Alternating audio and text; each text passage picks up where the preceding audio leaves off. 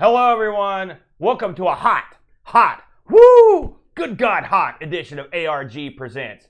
I'm Amigo Aaron, joined by a man whose passion for gaming burns so brightly that on special nights, you can see him from the black void of space. I give you the Brent. I thought I was the black void of space. You're the black void of talent. Bam! How's it going this week? Quit. Oh, no, wait, I'm sorry. You're awesome. Well, okay. Wow. I didn't realize it was so easy. How are you feeling this week? You ready to rock and roll? I'm well. How about yourself? I feel great. I'm pumped. I'm jacked. I'm jazzed. I'm fired up. I'm ready to talk about this week's wheel piece. Now, Brent, we spun the wheel. We did. We made the deal. We did. And this week, my friend, my good pal, we'll be playing games on the Capcom CPS-1 line of arcade hardware. Yes. Now, Brent, I know you went into deep research on the CPS-1 line of hardware. Now, we've both, just a little personal history, we've both owned a couple CPS-1 machines, and I think they were both, I believe we owned a non-functional Final Fight, and I know we owned a non-functional Street Fighter 2, and I think we had a functional Street Fighter 2 at some point. I recall. I think we had 3 of these boards. Well, you know Those are the ones I what's remember. funny is I convinced my fraternity to purchase a Final Fight. Yeah. And it was kind of underhanded because we had rented a couple machines for a fundraiser we were doing, and they were in the house, and people could just come out and free play them and all that good stuff. And the company that we rented them for never came back and picked up this machine. We called. We had it roped off so nobody could mess with it and break it or anything.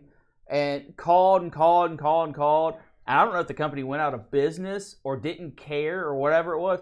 So we just got an arcade machine. Awesome. It's still in your frat to this day? Well, considering the college no longer exists, probably not.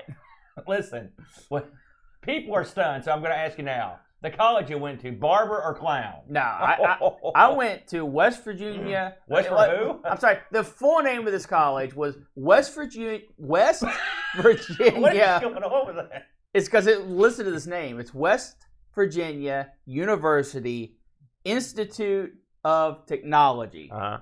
WVUIT. Now, it wasn't like that when you started there. No, it was just WVIT. Right. And then it got taken over, and then it really got taken over because it no longer exists. Tell everyone how far out in the sticks this college is. Well, if you go right past BFE, it's about 150 miles past that. This is in a place called Montgomery, West Virginia, and I'm telling you, population several. Well, now not anymore. But No. It was a college town, and I say that in the loosest sense of the words. Yeah. It had 2 fast food joints, a Chinese place, a 7-Eleven, and 1 bar. That's it. And tell them where you lived when you attended this college. I lived several places when I attended this college. Tell them the best place. I lived in the fraternity for a while. Yeah. But when I first got there, Mom and Dad had bought me a camper. And I don't mean a trailer. No. I mean a camper. Yeah. It was, God, how would you describe the size of this thing? It's smaller than the arcade? Yeah, much smaller than the arcade for those who have seen the arcade tour. Yeah. This thing was a gully style camper where it was just everything was right down the middle. Yeah. It had one of those little crap fold out beds. Oh, it was a tiny. I slept in it a couple of times. It was tiny. Now tell them where the camper was. This is the best part. It was a camper down by the river. It was. Literally. At one time, Like you could look out the window and there's the river. They had got him a spot down by the river. So you literally were like living the Chris Farley lifestyle. This was less than a van. The van would have been far larger and more comfortable. Yeah, and probably had better plumbing. And you weren't what I would call a mini when you lived in this thing. You were a pretty big guy even back then. Oh, yeah. So I bet this was no fun to live in this camper. It was great. Really? Oh, yeah. Loved it. We digress. Back to the CPS-1. No, actually, it's funny. It's funny. All of this is going to tie. I'm going to tie all of this together. All right. So that's why you're a production professional right there. You're making it happen. That's it. But before we tie it all together, let's talk a little bit about the CP system. For those that don't know, It's the Capcom. That's the CP system, CPS for short. That's what that stands for. Yeah. I never knew that. And, I guess I should have known. And this was Capcom's answer to piracy. It was their answer to uniformity. Yeah. And it was their answer to trying to lock in once it got its grasp on a arcade vendor operator. They wanted to just be able to keep milking it, and it failed in almost every regard. Really? So let's talk about the history of the CPS here at first. Capcom, of course, JAMA was the standard in all these cabinets. And what a JAMA is, for those that don't know, is it allows you to take an arcade board and plug in to a machine and then take it out and plug in another machine. It was the closest to a console cartridge slot that the arcade really ever got. I believe it's Japanese arcade manufacturers, multiple adapters, something like that. I believe that's real close, if not exactly right. We'll never get it right. So Capcom wanted to be able to plug into this JAMA and then plug games into their board. So they have one main board, and then they plug in their games into that board. Yeah. So, you can have the guts of your arcade machine onto one board, and then just have the new games plug into it. There it is. That's so that was the concept, and one of the reasons why they wanted to do this was to cut down on piracy. And how they did that was every CPS board has a battery on it, and it supplies the board with a constant 2 volts. And if the board ever has less than that, it will erase the ROMs, which is a horrible idea, which we'll talk about in a second. Plan. But their idea was, people won't be able to pirate this because when they take the chips off, it'll just get cleared, and then they'll have to send it back to us. And they made arcade owners pay for the repairs. If the battery went bad, if something happened, legitimately the battery got popped off or failed for any reason, the owner had to pay for that, which owners hated. It was crap because it was their failure that made them spend the money. So that was failure one. I always wondered how they reacted to that, because it seemed like that could happen accidentally. Absolutely. Yeah. And it did happen. So what they put on this board was a Motorola 68,000 running at 10 hertz. Some of them went to 12 hertz. They had a Z80 on it as well. Or Z80, if you will. Yes, exactly. The sound on this was when they started bringing the Q sound on. And that was... Oh, really? In the very first one they had? Yeah. I didn't know that. It was the precursor, actually. Uh-huh. And that was a huge deal. That actually really elevated the sound in arcade games, because a lot of things just didn't have the ability to put really good sound out, and that's something Capcom focused on. Yeah, they had really good... I will say a lot of the games had excellent sound. Oh, yeah. Yeah. These things ran at 384 by 224 resolution and could do 16-bit color. So 65,005, whatever that number is. Okay. And of course, it was made for their sprite games. This was before 3D, because this came out in July of '88. So this was 3D hasn't become a thing yet. We're still doing all sprite-based games. That makes me feel so old. Well, you are old, man. God.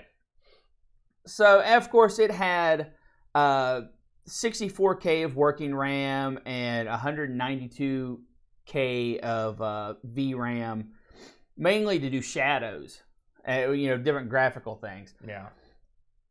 Of course, popular board came out with a few games that you might have heard of. Yeah. Strider, Final Fight, UN Squadron, Mercs was on there, and a little something. I forgot we owned Mercs too. Yeah, a little something they like to call Street Fighter II: The World Warrior. Yeah.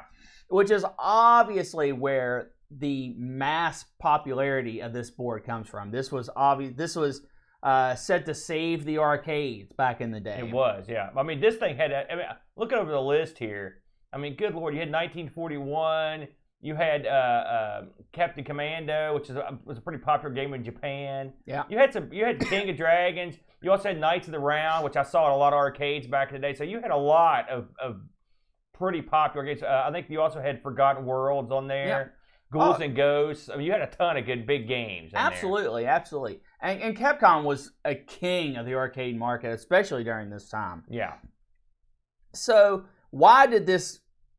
I mean, you can't call this a failure. No, that's why I was wondering why you said that. But the games weren't a failure. You're talking about the hardware. But the CPS was sort of considered a failure in Capcom's eyes because it didn't stop piracy. In fact, it did the exact opposite. It made piracy rampant.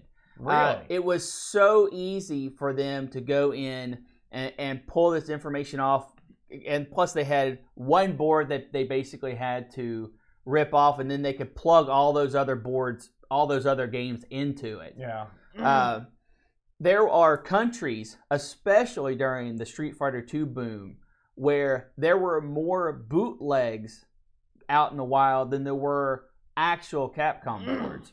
So people circumvented this battery. Absolutely. Issue. So just like almost all DRM, it hurt the consumer, made them pay more money whenever they had battery failures or whatever, and didn't stop piracy at all. So it was a arcade DRM failure. Interesting. Now, it did spin off a couple things. Yeah. And who do you think in Capcom's Ivory 1991-92 tower, who do you think they were envious of? Neo Geo. They were absolutely envious of Neo Geo. Now, why were they envious of Neo Geo? Neo Geo had a successful multi-cart thing. That's probably why. Not quite, but close. All right. They're kind of related. Capcom made tons of money off Street Fighter. Yeah. But they had to give some of that money to Nintendo. They had to give some of that money to Sega. They had to give some of that money, to all the different platforms that they was on. Which was everything. PC, 3DO, right. Everything. So they had to give money to those people to put it on their systems. Yeah. They didn't like that. No. And they saw Neo Geo over there with their home system. Yeah. And they said, you know what? We're going to do that. Yeah. And they tried it. And they made a system that is you hardly ever hear about. And I almost thought about maybe we can do a wheel piece on this, but it turns out that probably would not be a brilliant idea. With a Capcom power system changer. Okay.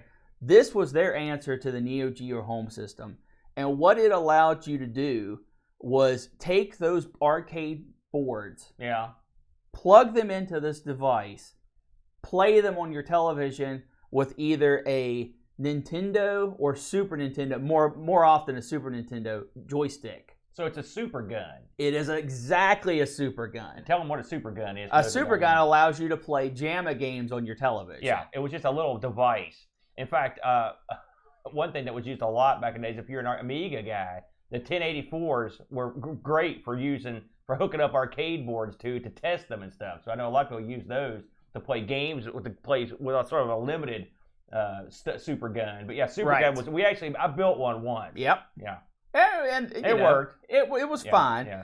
So they have this power system changer. Yeah. And they're wanting to get it into homes, but they want to do it as cheaply as possible. Right. So what is the cheapest way to distribute your brand new console that you're pushing?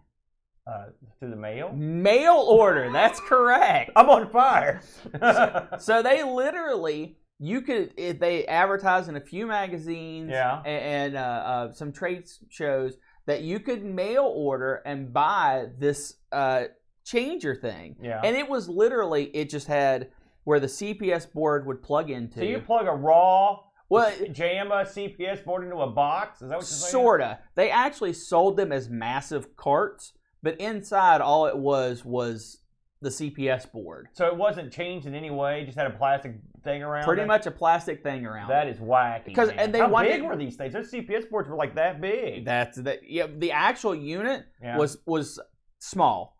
So it just sort of plugged into all the JAMA slide. All it did was plug in to give a video out 2 controller ports. How bizarre! I've never heard of this. And the video out was RCA and S-Video. Okay. Only sold in Japan. I bet these things are worth a fortune now. They are. You want to take a guess on them?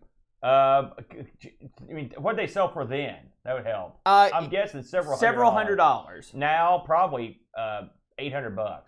You can pick one up right now on eBay for $3,500. Oh, even more than I thought. Holy moly, man. So, when they sold these things, you got the device to plug in, you got the power source, and you got a joystick called the Capcom Fighting Stick. Okay. And this was a joystick that you could either plug into a Nintendo or a Super Nintendo, and it's the one they released. That's the Capcom Fighting Stick. Right, it was the layout. I've seen that. And I owned one of these, and it got stolen out of my camper when I was in college. There it is. Nice job, dude. You took it home. I love it.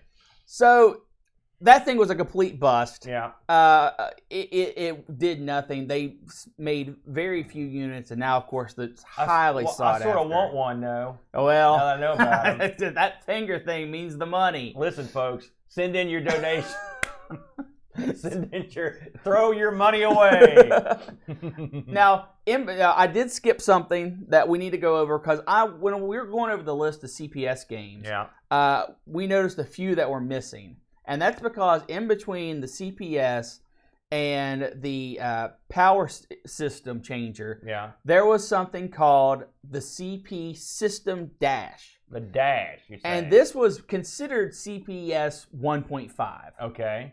And this is where Q Sound actually came in. This is when So Q Sound was in its infancy, it was part of the CPS-1 line.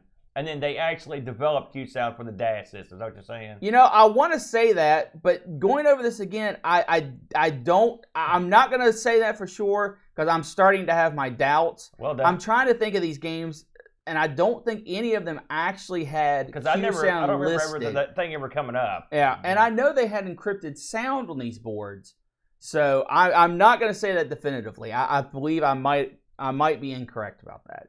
So this CPS System Dash was basically these carts that they sold for the system that would plug into arcade cabinets. Okay. And they had games. They had 5 games. They had Warriors of Fate, Cadillacs and Dinosaurs, I like that The one. Punisher, Saturday Night Slam Masters, and then Muscle Bomb Duo Ultimate Team Battle. Those are the only 5 games that were released on this 1.5 hardware. Is Muscle Bomber Duo, that's just the newer version made of Slam Masters, right? That's the second one? Yes, that's correct. So now what is the Dash is for arcade or for home? It is for arcade. I see. Yeah. I didn't even know those were Dash games. And it does use Q Sound. Bam. Okay, I knew I was in there somewhere. So that's kind of the history of the CPS, and what ultimately happened was arcade owners were pissed. The Capcom wanted you to have this board in your system, and then you would switch out these ROM boards for different games, and everyone would be happy, and they would take over the market and rule with iron fist.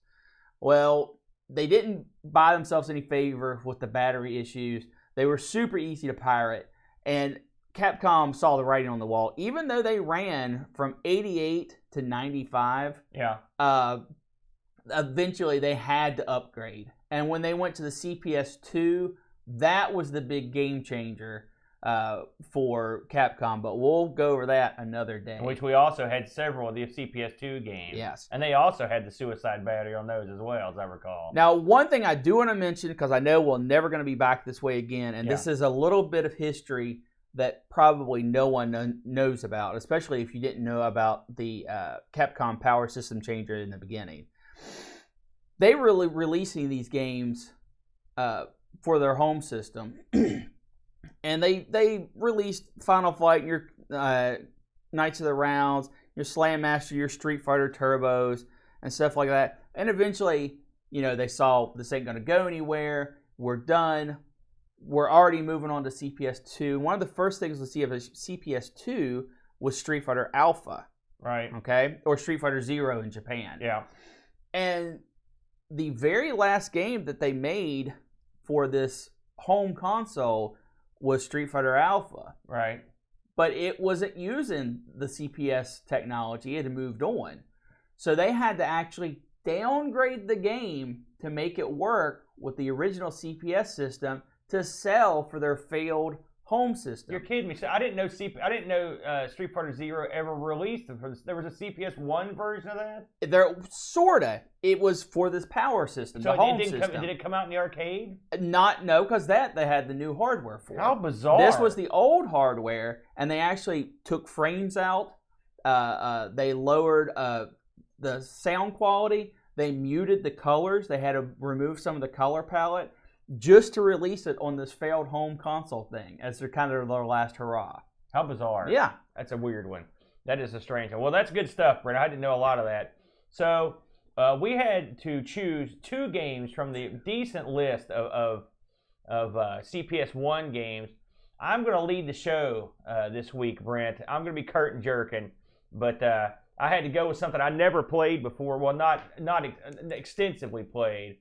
And so the game I chose was Willow. Ooh, it's Willow, everybody. Now, as you may or may not know, Brent, the Willow game is based on a film.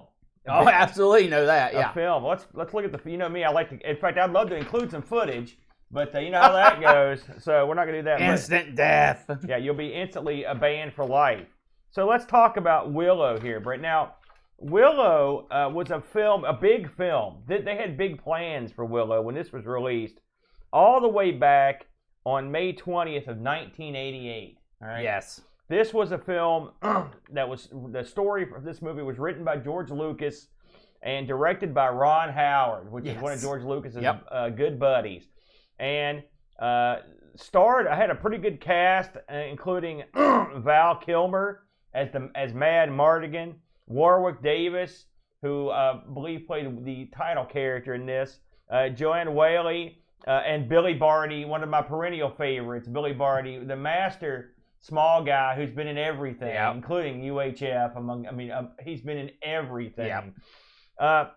If you need a small guy, he's your go-to. So this for film, that area of time. This film was supposed to be a big deal when it came out. Of course, he had the all-star cast.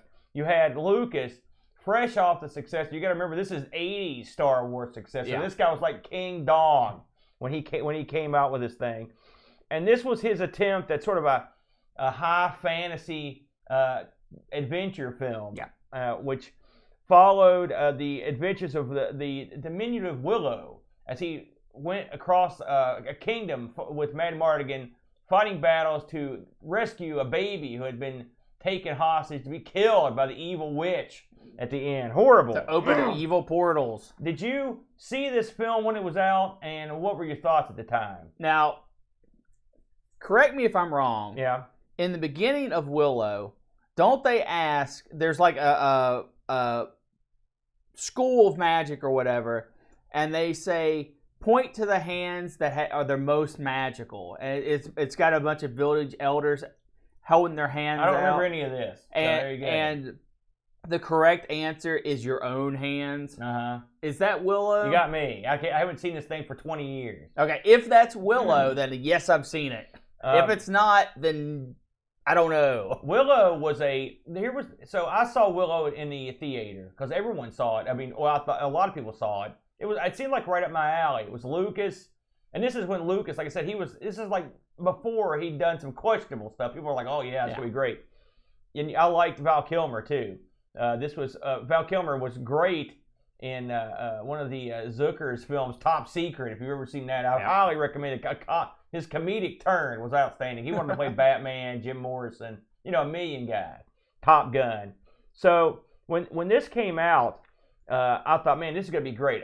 Some cool fantasy stuff. Well, it turned out to be not that. I didn't think it was that good. I'll be honest with you. I didn't like it that much. It got a solid man from the critics, if I remember. Part of the reason that I didn't get into it that much was that it was sort of eerily similar to Star Wars in some ways. Mad Mardigan was your Han Solo. Willow was your Luke. You even had a couple of these sprites or brownies, these little guys that were sort of like R2 and C-3PO. I mean, it was eerily similar to Star Wars in some aspects, and that made it kind of lame.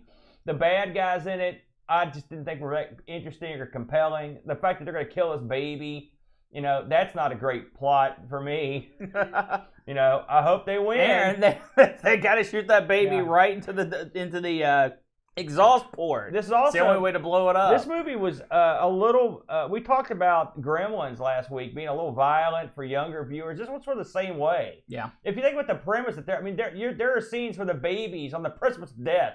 Not good. You don't think it's thing to take your kid to. So there was that. So was this also rated PG? Listen, I'm not going to get like Gremlins. I'm not even going to get you. Do you want to tell the people about that real quick before we move on? Gremlins rated PG. I said it was the first PG-13 film, and the reason why was it inspired the PG-13 rating. It helped inspire it. And tell them what Indiana the first PG-13 rating movie was. It was Red Dawn. Red Dawn. When you said that last week, I just stood there because I was like, I don't know if that's right. I had misread, that's but what you get. It did inspire the PG-13 rating. Anyways, so the movie was going to be the big blockbuster, and it did make, worldwide, it made $110 million against a $35 million budget. Now, that seems pretty good, but they were expecting big money from this. And so overall, this was sort of viewed as it wasn't a bomb, it was a disappointment. Now get this, the reason I mentioned this blew my mind, because do you ever hear anybody talk about Willow? Hell no. No one talks about it. All right? So in 2005, George Lucas had mentioned that in interviews that they were talking about doing a TV series based on Willow. Yeah. I couldn't believe that was possible. Well, I thought, but that was 2005. You want to ever hear about that again? Nah. Wrong. Oh. In May of 2018, Ron Howard confirmed that there were ongoing discussions regarding a sequel. It would be called Willow 2, clever name. And then in 2019, just last year, Ron Howard announced that a sequel television series is in development, and it's going to be exclusively released on the Disney Plus streaming service, right? And Warwick Davis will reprise his role as Willow in the film. That's right. So believe it or not, this is as topical and current as today's headlines. If you've got Disney Plus, Willow will be bouncing forwards towards your television. I thought that was crazy. I never thought I'd see that. That is certainly Hey, listen, a if thing. the Dark Crystal got a TV show, why not Willow? Well, they did better than Dark Crystal. So, fair enough, I guess. As you can imagine, the hype train was running up on full bore here and it was time for this thing to come out for the CPS-1. Capcom jumped in. This was a game released in June of '89. So they'd been working on it, right around the same time the movie had been out. Of course, developed and published by Capcom. This was directed by Yoshihiko Akamoto, and designer was Hiroyuki Kawano. So good stuff. And your composer, Takeshi.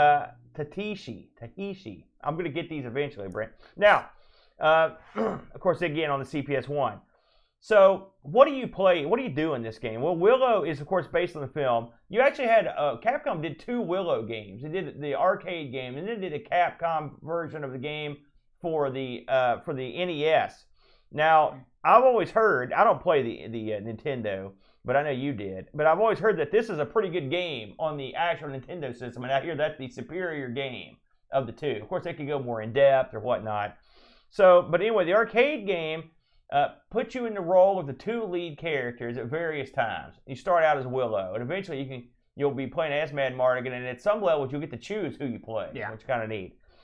So in the game, just like the film, the evil witch queen Bav Mordia is grab the holy baby, and you've got to go. That's right, the holy baby, and you've got to use Willow Oofgood and to go rescue him or Mad Mardigan at some point. So, what is this game? Well, this game is a platform. This is an adventure platforming shooting game or swords game, depending on who you're playing. What I mean by that is, it's always scrolling. You're either scrolling or up and down or left to right. There's not a static screen. You're always moving, and you are attacked by bad guys, and you have to knock them out some way. For Willow, he's got magic, and for Mad Mardigan, he's got his sword. All right. Now, that right there makes it sound sort of pedestrian, but you can upgrade your weapon at stores that appear at very bizarre moments during the game. Right in the heat of combat. There'll be a storekeeper like right in the worst spot. It's like in the worst dungeon. It's the same guy every time. It's like, how's this guy? It reminds me of the hot dog salesman that follows Homer around. That's what it reminded me of. He's putting his kids through college. Yeah, he's always there. So when you go to these levels, you're basically accosted by different types of bad guys. There are several levels. I'll get into some of the levels here. You start off with a level called the Crossroad. This is a level where you just run across like a countryside. One thing I didn't like right out of the gate on this one is there's blind jumps, which I hate that. It's always a pain in the butt. And you can jump right to your death, and once you jump off, you're dead. That's it. There's very few of those. No, there's plenty of those. Don't believe the hype. There's plenty of those. One thing you'll come across in the game are chests. If you batter the chest for a while, there'll be goodies in there. You also come across in the first level waterfalls, which look pretty good. And each level has sort of an end boss. The first level is the end boss. You're occasionally accosted by these kind of rat dogs that run around. They're all over this game. Wolves, I believe. They're not wolves. They're dire wolves. No, they're not wolves. Though. They're more rat-like than wolves. They're rat wolves. Except they howl. Anyway, at the end of the first level, a wizard turns one of these things into a giant one that you've got to fight. And he breathes fire, too. Yeah. There's a lot of fire breathing in this game. There's a ton of it. So once you clear the first level, then it switches over, and because you rescue Man-Mardigan. And so in the second level, you get to play Man-Mardigan. Like I said, Man-Mardigan is sort of your classic D&D fighter type. Sort of crooked, some big, muscular killer men. This, again, was played by Val Kilmer. And this is, by the way, he looked great in this. I mean, I think he looked real, like when he was young, he was in good shape. I don't know if you've seen Val recently, but he's not as muscular as he used to be. So the second level is called Shirlindra's Forest. Guess what? You're in a town, you're in the trees, that sort of crap. And you run through same basic thing, except at the end of this level, they reenact a scene from the movie, which is a wagon chase, where Willow's driving a wagon and Man-Mardigan is on the back of the wagon, and he's literally fighting guys off, fighting off rats, the whole 9 yards. Right. You know. And I will say, one thing I like about the second level is when the chase is over, the wheels come off the wagon and they just slowly slide to a stop and just sit there like, oh crap. I always thought that was pretty funny. I believe that happens in the film too, because I haven't seen the film for a long time. Then you've got the third level, Finn Raziel's Island, where you play Willow. Now I should mention as you go through this game, Willow's like base magic is garbage. It's just a little like it's an itty bitty fireball. Right. But as he goes through, he can buy upgrades to his magic. And eventually, he gets all kinds of magic. He's throwing fireballs. He can throw stuff in different directions. He can throw fireballs out to the side. He can do a bunch of cool stuff. He's actually, of the two characters, I think he's the more powerful of the two. Man-Mardigan, you can upgrade his sword, but I mean, he's never as versatile as Willow is if you get the right power-ups. So anyway, this island thing's pretty interesting. Because eventually you get to these to the water. You're also fighting these soldiers that have sort of a yo-yo, like a morning star that you have to fight. They look like Roman soldiers. I don't remember them from the movie either, but they may or may not have been in there. You also have to avoid these giant fish that jump out because you get to float across the water on this one. Now the next level is kind of neat. It's Sorcerer's Camp. This is a level where you're in snow. You know, and so it's a snow level, but it really doesn't play a part. But it looks kind of cool. One thing that does happen is snowballs roll down the hill at you, and you can literally chop the snowballs up, which I thought was pretty funny. You also end up fighting a gold dragon in this, which was really cool. When you're as Man-Mardigan, the dragon looks pretty good. Yeah. Then you find, and at the end of that level, you actually fight a girl woman, take her out. And then the best part of this is at the very end of the level, you jump on a slide with Willow and you go down this hill and you pick up coins as you go down. Yeah. At the very end of it, the sled comes to a stop. Man-Mardigan flies off the sled, rams into the side of the building, lands face down in the snow, and raises his head up just in time for more so to fall on his head. Yeah. That's pretty fun. That's probably my favorite part of the whole game. I know. So then after that, you're on the way to the castle. You get to pick at this point who you want to play, Willow or Man-Mardigan. Pick Willow. Trust me on this. This is the level that introduces the ape freaks, the creatures, these ape guys that come sliding around. This one also has these guys pushing. This has lots of traps in it. Yeah. Sliding walls. Guys pushing these like spiked carts at you. The end boss in this is this two-headed like I don't know what you call it. It's not really a dragon. He's a real ugly-looking creature. Big two-headed freak at the fight. He's pretty cool looking, pretty large on the screen. And then finally, you're in the castle. Now, I will say I hated this level the most because this has one of your patented, like Super Mario style, like annoying maze that you gotta try to work through. This sucked. Yeah. And I got through it after. But I will say I cheated profusely to get through this game. Now, by cheated, do you mean you used a lot of credits? I used a lot of credits. Or did you turn on invincibility? No, I didn't do that. Can you do that? Is there? Oh, I didn't think about doing that. No, I used just a crap load of credits to get through it. You're sure? What? Because this game was hard. Yeah, it was. Yeah. So anyway, when you get through that last level, you finally get to the out. This is the level that's the worst. That level was bad, but then you're on that level's the worst. The Willow part where you take over Willow and you have to jump up the outside of this castle. These jumps were like pixel perfect jumps that you could barely make. There were jumps that I just didn't think I could make, and so when I got there, you just had to make them. I was stunned. It's like, how do you get up this castle? And then finally, you get to the top stage where you fight well, there's two end bosses basically. Mad Morgan fights a skull-faced spider guy, and then Willow fights the witch to save the baby in this chamber. It's kind of cool. It's like a dome chamber, and the witch can bring stuff to life to attack you. Yeah. But if you got Willow jacked up by this point, you should be able to take her out. I mean, I think the bosses weren't like super difficult. You know, of course I was. They weren't difficult for me. I had a lot of money, so there you go. But overall, I didn't like this game that much, to be honest with you. It reminded me of games that I've played that were better. Like, and I'll say something like, say, Dungeons and Dragons comes to mind. This game was sort of generic to me. There were some high points. They had these large in between the stages. There were like large portraits of guys that they'd done like artistic renderings. They were really good, weren't they? They were decent. Yeah. They were decent. I thought they looked great. Yeah, they looked just like the guys in the film. Yeah.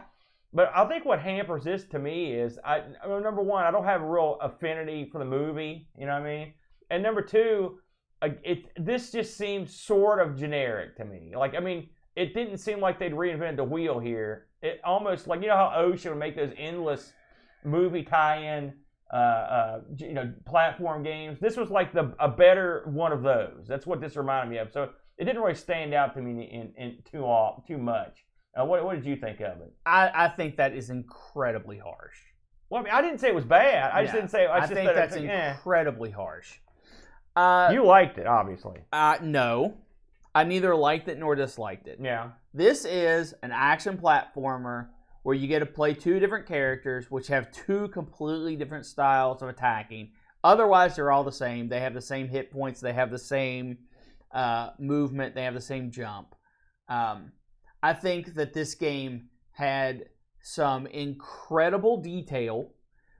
For example, when you are racing away on the horse and buggy, and Willow's driving, so you're the swordsman and you are attacking people. Mad Morgan. If you kill someone in front of the wagon will actually run over their body and react appropriately with a little skip jump as it goes over the corpse. I forgot the annoying birds dropping rocks on you part of that, but those guys are also on that level. It's a game. It's a platforming game. If you like platforming games, this is pretty good up to the 5th level. The 5th, because there's new modes of play. The bosses in it are good. They are they're good, not great. They're great. And great, definitive. I don't know what you would call a great boss in a platformer game. They're good because they have tons of different types of bosses, and they all attack differently. They all have different sprites. They all have different techniques on the ways to kill them, which in games like this you usually see recycled boss, or you see a boss that becomes a reoccurring character in the game. It doesn't have any of that. The only sprites that are overly used are the enemy sprites, and I mean your basic soldier, your archer, They did have a decent array. It wasn't like super awesome, but it was. I've seen worse. But those are definitely the things that get recycled the most. The spells and stuff that you can get are pretty different. Yeah. Missing some spells. There's a 1 spell per level. If you miss it, there's no going back. You just don't get that spell for the rest of the game. We should mention I'm glad you mentioned that. So there are magical upgrades. I got them all written down here just to go over them quickly. You've got a moonlight spell which sends these like crescent-shaped blasts out. Then you've got this tornado spell. It shoots tornadoes. The gold spell. They will when you defeat it defeats most of the people on the screen, and then the coins they drop are worth double the money, which is cool. Time. Which, by the way, I didn't know what most of these were when I was getting them. I had to go back and look. Invincibility. Time freezes all enemies. Explosions. Sends blasts all over the place. And then the crystal spell, which sends this, like, it surrounds him in, like, this spear. Bubble. Yeah, it's pretty cool. So they're actually pretty diverse spells. So, yeah, you're right. And something else I didn't mention I should get into is this is a strength of this game. This has 2-player simultaneous play. Yeah. So the order of the characters I played were in the order you would get them if you played a single-player game. If you play 2-player, then someone gets to be Mad Mardigan and someone gets to be Willow. I think that's kind of neat. It also adds a little replay value to it. The other thing that this game has going for it is you have a shared money between. I mean, when you're playing single-player, this is all from a single-player perspective. You have shared money between the 2 characters. So if you spend all your money as Willow and then you can't upgrade your other guy, that sucks. Because I went into a few levels where I did not have the upgraded sword and enemies took forever to kill. You've got it. You need to upgrade your stuff as soon as you can. That's true. This game should have been great instead of just being good. What killed it is level 5. First thing that killed it, it's overly difficult. You get 1 guy, 4 hit points. Yeah. And you can augment those. in the shops, you can heal if you're hurt, and you can buy amulets that give you a few extra hits. Yeah. All that's fine and dandy, but having 1 life is a little bit silly. Because if you fall off a cliff or something, game over. Sorry about that. Those blind jumps are brutal because of that. Yeah. So I think that it's overly difficult for that reason. Also, it looks like they got to level 5 and then gave up. Because the maze section, which isn't a maze, you get to an end of a corridor and go into a random door. Of 3 or 2. Well, it's 2 and then 3 and then 4. And you either have to do that segment again, or it sends you all the way back and you have to do the whole level again. That's stupid. That's lazy. There's no reason that they had to have done that for this game. Sound is good. When you beat the game, there are a full paragraph of digitized voice that was pretty amazing, especially considering the time. Well, of course, during this time, there were lots of digitized voice, but this came out of nowhere because it wasn't in any of the rest of the game. This is worth playing. This is not worth. Of course, you're not going to go out and buy an arcade game. You're not going to buy the PCB for this game. It's not worth that.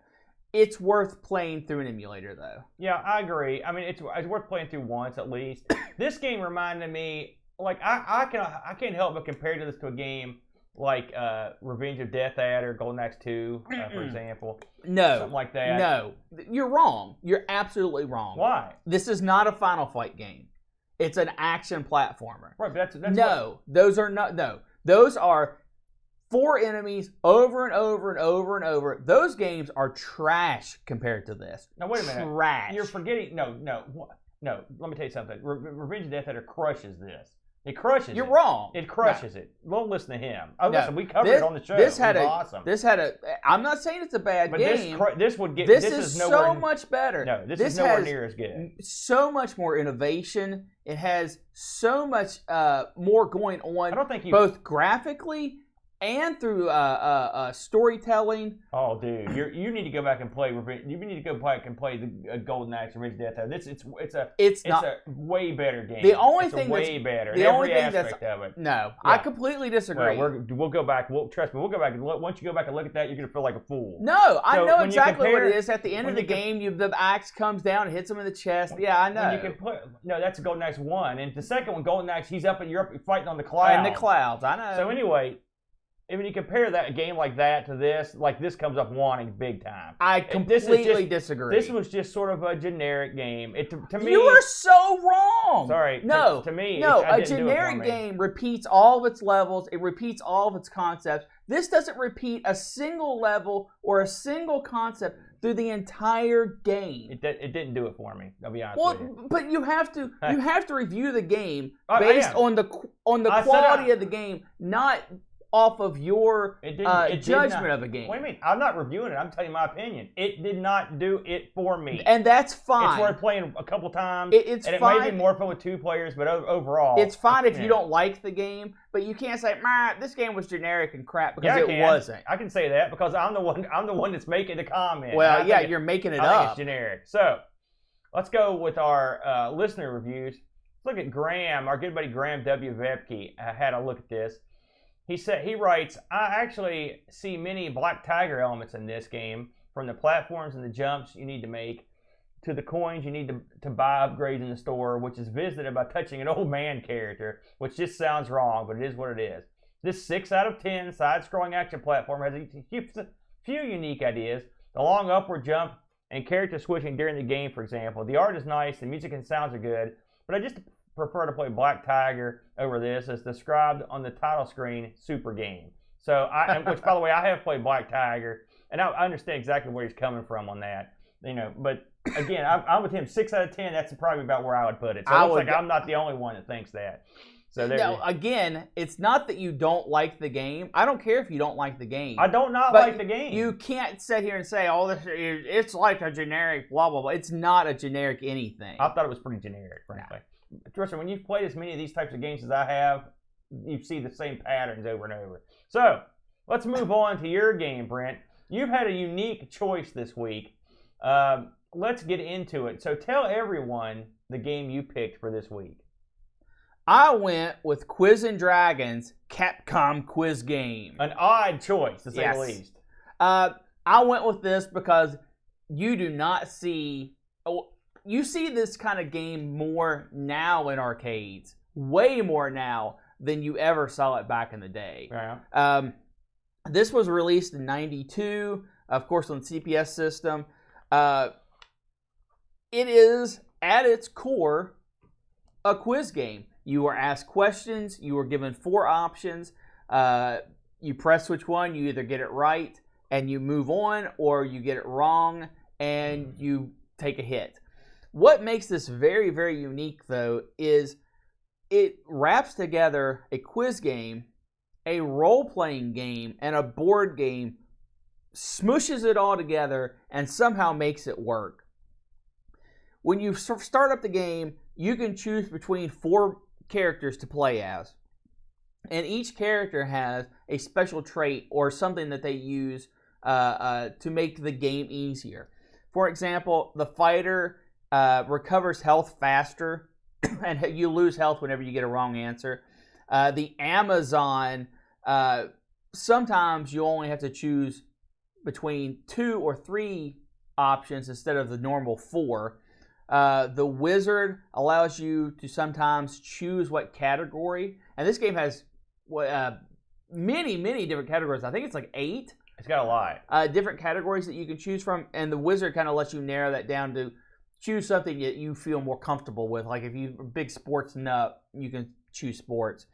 And then the Ninja has the ability to do double damage. And what is meant by that is the role-playing element of this is when you go into a battle, you are faced against an opponent that's giving you these questions. And every time you get one right, it damages your opponent. And your opponent could have 3, 4, 5, 6, 7, 8, 9 hit points, depending on how far into the game you are and what kind of creature you're attacking. So the Ninja allows you to get one correct answer and do 2 points of damage. Very, very useful if you're trying to get through the game. Also, it has a board game element. When you are faced with a map screen, a dice is rolled, and that is how many steps you take on the screen. And whatever enemy you stop on is who you fight. On top of that, you can go into inns and get healed. You can go into shops and get items, or sometimes when you defeat an enemy, you will loot items. And the items are stuff like medicine, will give you a point of damage. The sword lowers how many options there are. Different things, scrolls, rings, all kinds of stuff. And even to make it more competitive, because you can play this multiplayer, and everyone selects their own answer. How fast you answer is how many points you get in the game. And the points aren't related to experience or anything like that, but I think that would have been neat. You can level up in this game, but it's based on how many questions you get correct. But the faster you answer, you get a time bonus, which actually makes your score go up. So you can still have that competitive quiz, the natural thing of quizzes, in your multiplayer games. All right. So how is this game really good? Well, it's really good for all those things I just told you. It makes quiz games more than just quiz games because you have a few other extra elements. Where it makes it really bad is it's very long. Most people, when you sit down, don't try to beat quiz games. But this has a beginning and it has an end. So you were driven to kind of go through the whole thing, especially if you get started and you want to see what the next level looks like, or the next, the portraits for the next enemy. They're all, they have several different portraits. So you kind of feel compelled to keep going to see where this game leads. And the game is incredibly long. Yeah, multiple boss battles. Yeah. And it goes on for I remember we sat at the arcade in Lexington one time at the laser tag place, and we beat this game, and it took forever. Yes. And it does. It's an incredibly long game. To its credit, it has a ton of questions. The catalog for questions and categories is just tremendous. Way larger than you'd ever expect for a game like this. And sure, some of the questions now are out of date. All of them.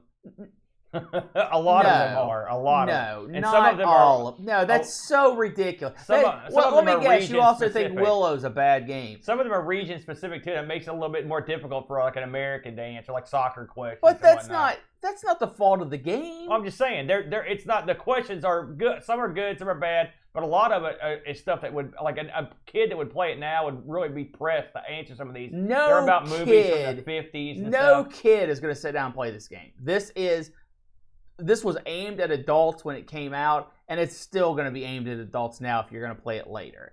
No kid is going to pick this up. I'm going to play some Quiz and Dragons. Even as an adult now that didn't grow up when I did, like, some of these questions are really old. And it's a quiz game. But my point is, this one didn't age that well. That's what I'm saying. I completely disagree. Now, it does have some problems, obviously. And it even had 3 questions that, when it was programmed, were wrong. Let's get the wrong. So I'm going to, real quick, Aaron, let's do a little Quiz and Dragons of our own here. Oh, God. Now, do you know who is the lead singer for the band Devo?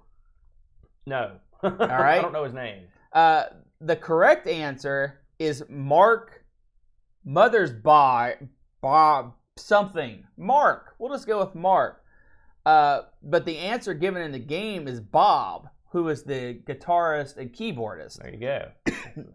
Okay, here's one you should probably get. What are Elroy Jetson's parents named? Oh gosh, George is the dad. Gosh, what's the mom's name? I don't remember the mom's name. I'll be honest with you. I don't remember what's her name. It's George and something Jetson. I don't remember the name. Her name is Judy. Judy. That's it. Yeah. But in the game, it's Jane. Jane's the daughter. Right. Yeah. And now here's one I'm sure you're going to get. I would hope. The question is, when did the original Star Trek series take place? What century? Oh, God. I don't know. I have no idea. The 23rd century. All right. But I don't know what century we're in now. But in the game, it says that it's set in the 34th century. Oh, wow. Okay. So, but those are the types of questions that you get in the game. If those are the only screw-ups, that's not too bad. Those are the only official errors. Now, a game like this, you would think it would come out in the arcade and then it would kind of just drift into obscurity. That's right. No. This had home ports. This got ported to, of all things, the PlayStation Portable, the PSP, as part of a Capcom Classic collection. Oh, okay, yeah. It also got ported to the PlayStation 2 and Xbox in the exact same way. So if you want to play this on your console or your portable, it's actually out there to purchase. I like this game. I think that you can't just sit in your dark room by yourself and play it. If you're going to do that, you're not going to have any fun. You can. Because it's just going to be frustrating. The best way to play this game, and the way that we've always played this game, is get a bunch of people around screaming out answers to see who gets it right, and play through the whole game, have some drinks. You know, it's a good way to kill a couple hours. Didn't we play this in boats one time? We have. You know, so here's the thing with this game. I like this game. You know, in some aspects of this game, remember that game we played, you had me play on Steam, where it was like a game where it was a card game, fantasy thing, and you kind of went up. Slay the Spire? Yeah. This game sort of reminds me of parts of that. It's in a weird, I mean, they're not similar in most ways, but for some reason, just the branching elements and sort of the way it works is kind of neat. But this game... Just remember, folks, his opinion on Willow, and now him saying this. Hey, listen, I can't believe you're defending Willow so fervently. That's bizarre to me. Anyways, I like this game. But even when we played it, what'd you say this came out in 92? Even when we played this in 92, yeah, it was. You ever watch an old episode of a game show on the Game Show Network, and they're asking like name this tune's a perfect example. They'll play all these songs, and people know them because these were standards when they grew up. But these shows are like 20, 30, 40 years old. So when you look at them now, you've got no idea what they're talking about. That's sort of happens in this game to a certain degree. I went through and played this week. And I'd played this many times. In fact, I remembered some of the questions. But you've got questions about stuff that, like history questions and questions about music and about movies that are ancient by today's standards. You know, it's not the game's fault, it's just it's an old game. But if you go to play this now, you're going to be wondering what the heck they're talking about. And some of this stuff is pretty obscure. I mean, a lot of it's incredibly obscure. Absolutely. Some of it is very obscure. And that's why you play it with a group. Well, also, having this the ability to get rid of some of the answers and stuff like that helps. And that does add, I'm not going to say, calling this a role-playing game is a stretch. Yeah. But that's like calling Slay the Spire a role-playing game. It's a stretch because what it is just a fun game. And this game is the same way in terms of you've got your gimmicks, you've got your different types of characters, and you've got... the dice and the boards, and it's funny. It's far more a board game than a role-playing game. It reminds me of, you ever played Sonic Shuffle or the Mario Party? Yeah, Mario Party games. It's like that without the actual mini game stuff. But the board reminds me of that. It reminds me a lot of the Sonic Shuffle games.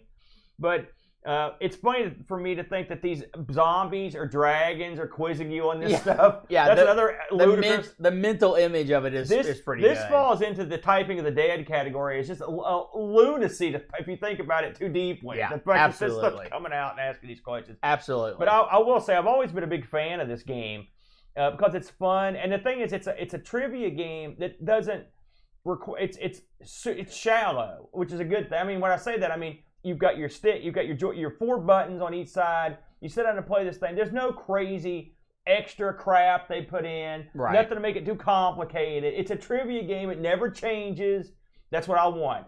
Consistency. Yeah. So I think this is a lot of fun. And this would be a good game to get, like, if you're a younger listener or viewer and you want to get in there and get your buddies together and have a couple beers and play this game and just try to decipher some of these crazy questions that were made before you were born.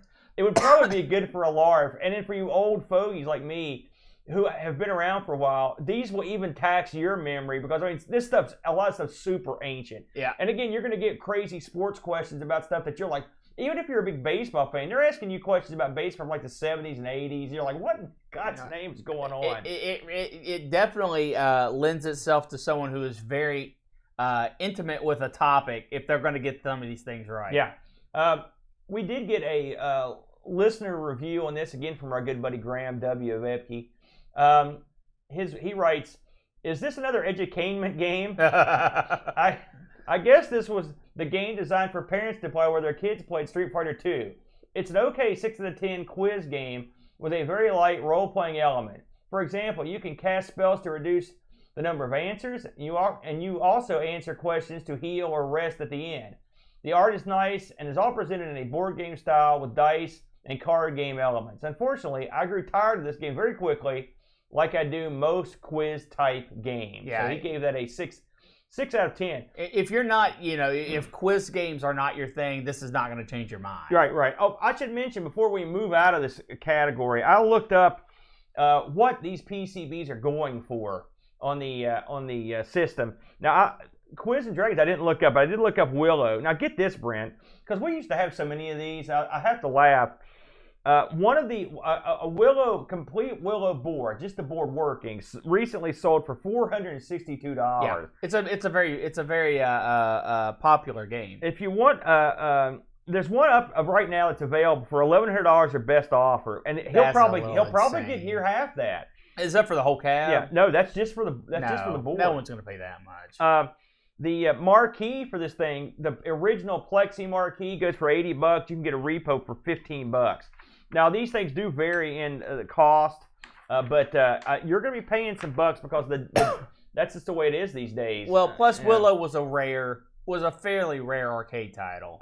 Did you ever see that in the arcade? I know I've seen it at least once, but I don't remember seeing it very often. I don't remember seeing either of these actually in arcades. What do you mean? We played Quiz and Dragons. We played that game all the way through. You were there. We played it. They used to have it at the laser gun place up in Lexington. I don't believe I played it there. Yeah, yeah, you did. You just don't remember.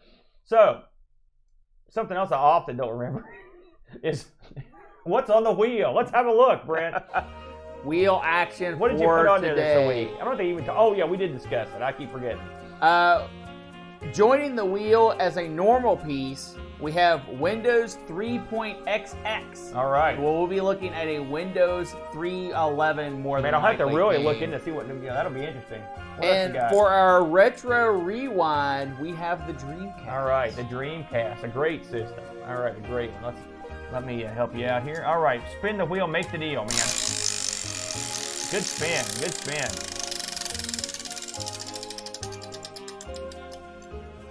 And we have, it almost retro rewinded us, but instead we've got the Micro B. The Micro B. Holy smokes, the Micro B. I don't know anything about the Micro B, do you? Nope. Who makes that? What is it? I don't know. Oh, God. Well, it's going to be one of those, fans. Next week, the Micro B. Hey, I want to thank our good buddy Duncan Styles, the Dunk, who joined us in chat earlier for doing our cool Tron-like graphics. We love these things. They look awesome. We think they're great. We also want to thank our good buddy, the Bark Bit, who does our closing theme. Very cool. Yes. We appreciate you guys. We also want to thank everyone that showed up in chat today. We had our usual hillbilly ISP issues. At this point, we just try every week, and it's good luck. That's all you can say. Brent, any thoughts? Sure. If you want to listen to us, you can look us up on anchor.fm. The ARG Presents channel's on there, and we can usually get these up shortly after recording them on Sunday. And a near live experience. It absolutely is. And if you want to support ARG directly, you can go to the ARG Presents on Anchor FM and support us through there. We don't have a Patreon. It's not really our thing. We kind of are a sister program to the ARG or to the Amigos umbrella. So, but if you want to, you're like, hey, the ugly stepsister. That's right. If you're like, hey, I really want to support those ARG folks, that is a way you can support us directly. Past that, and our whole back catalog is available. Every bit of it, which is great. Every bit of it. I do want to mention that we may have an interesting announcement coming up in the next couple weeks, so stay tuned for that. Will be more info coming soon. But next week, the Micro Beeb. That's It should be an interesting show. So thanks for joining us, and check us out next week. And until then, buzz off.